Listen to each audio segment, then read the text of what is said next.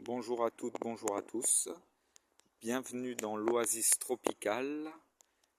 Avant de commencer cette nouvelle vidéo, je voulais vous remercier. J'ai été vraiment surpris, et dans le bon sens du terme, ça me touche beaucoup, le nombre de visionnages des premières vidéos, les abonnements à ma chaîne, les partages, les j'aime et les quelques commentaires. Tout ça, ça me donne beaucoup de motivation pour continuer l'exercice et m'améliorer avec le temps. Vous vous êtes rendu compte certainement que j'avais quelques petits soucis d'élocution. Alors, je ne suis pas un acteur de cinéma, je n'ai jamais fait de cours de théâtre dans des grandes écoles comme notre président de la République. Alors, je vais y aller poc à poc, comme on dit ici à Bagnoul-sur-Mer, et m'améliorer avec le temps. Alors aujourd'hui, nous allons parler du bananier Orinoco. C'est un bananier que l'on classe dans les bananiers fruitiers rustiques. L'autre grande famille, ce sont les bananiers fruitiers sucrés ou tropicaux. Orinoco porte le nom de la vallée d'où il est originaire au Venezuela. Vous aurez remarqué, je fais un petit clin d'œil dans le titre de la vidéo avec les événements géopolitiques mondiaux de ces derniers jours. Et donc, pour pouvoir mettre en avant cette variété de bananiers fruitiers rustiques qui est en train de gagner progressivement le cœur des passionnés de l'acclimatation, de la grande famille de l'acclimatation française, européenne, mondiale. C'est un bananier qui a déjà trouvé sa place dans le sud de l'Espagne depuis quelques années maintenant. Il est en production à petite échelle, une production je dirais plutôt alternative, en biopermaculture, et déjà vendu sur les marchés locaux en Andalousie et on va dire dans les milieux de la consommation de produits exotiques alternatifs au niveau européen. Alors, Orinoco, pour se procurer un bananier de cette variété, vous avez deux possibilités.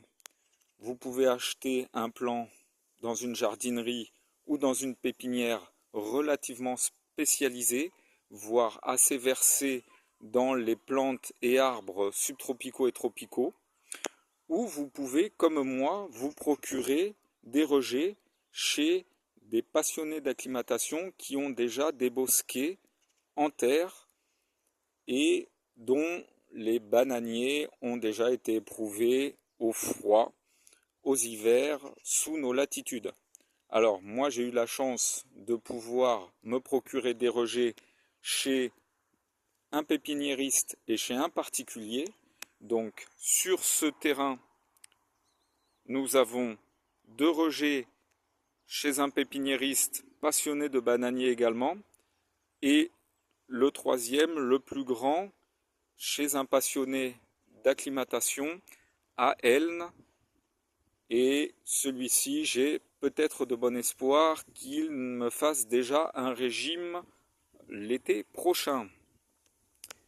Alors, ce bananier est réputé un bon rustique et un bon fructificateur, avec une banane de bonne qualité gustative, une banane de table, de dessert. On est quand même très loin des bananes fruitières sucrées comme la Cavendish ou autres, que l'on va retrouver de manière massive dans le commerce, mais on est quand même sur une qualité de banane de haute volée pour un rustique.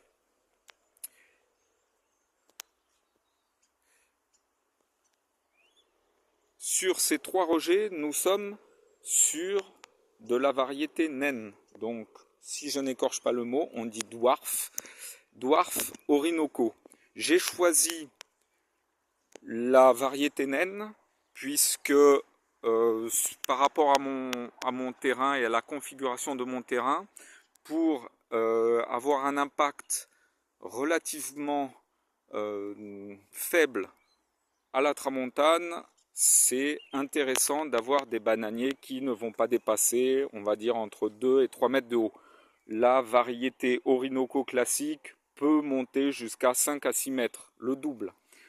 Alors, moi, ça m'intéresse d'avoir des nains. Ça ne change pas à la qualité de la fructification.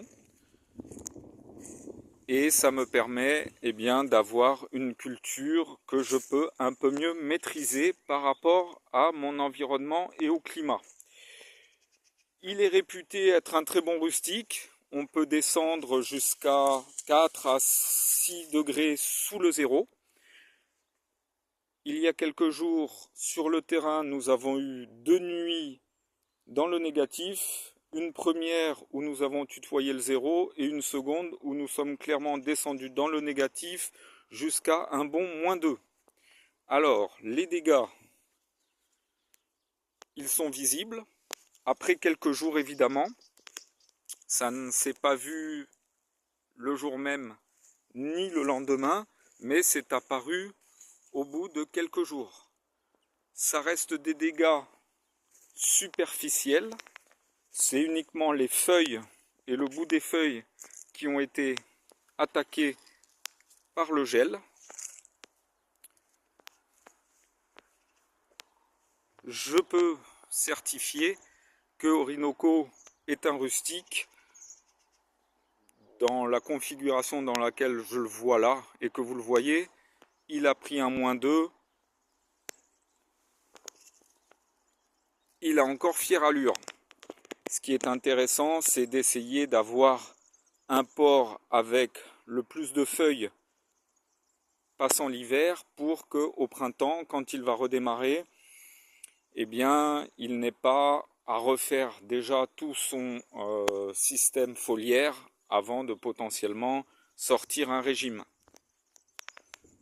La grande chance, c'est que sur chaque rejet que j'ai mis en terre au printemps dernier, eh bien, j'ai déjà un petit rejet d'appoint qui va pouvoir me permettre d'avoir une descendance assurée, quasiment assurée.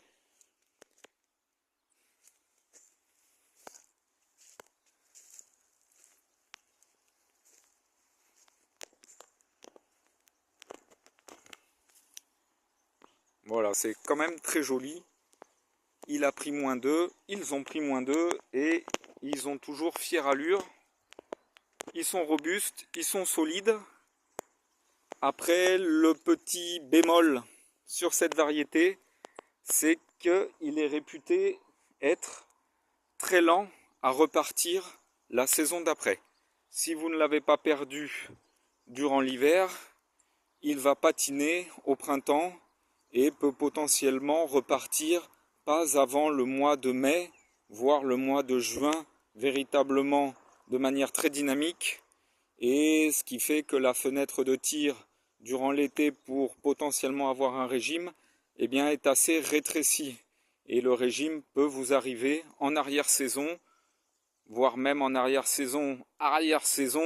Et si vous n'êtes pas dans un climat en France métropolitaine, un climat relativement clément en arrière-saison, le régime aura certainement du mal, s'il arrive, à arriver à maturité. C'est un petit peu le problème.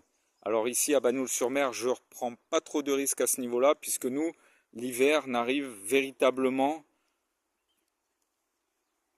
Certaines années, on peut déjà avoir un petit coup de froid sur le mois de novembre, comme ça a été le cas en 2025, mais bien souvent, le froid ne commence véritablement à se faire ressentir qu'au mois de décembre ici. Donc j'ai quand même une fenêtre de tir en arrière-saison qui est relativement confortable. Voilà, je vais laisser place maintenant à vos commentaires. N'hésitez pas à partager, à aimer la vidéo.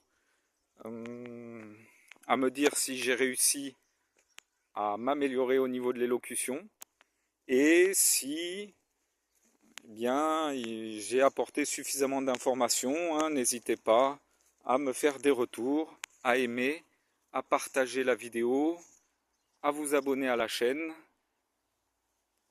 Pour la prochaine, je ferai peut-être un petit sujet sur les avocatiers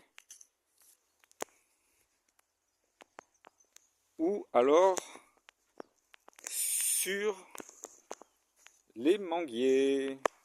Je n'ai pas encore pris de décision. Je vous souhaite un très bon dimanche et à bientôt.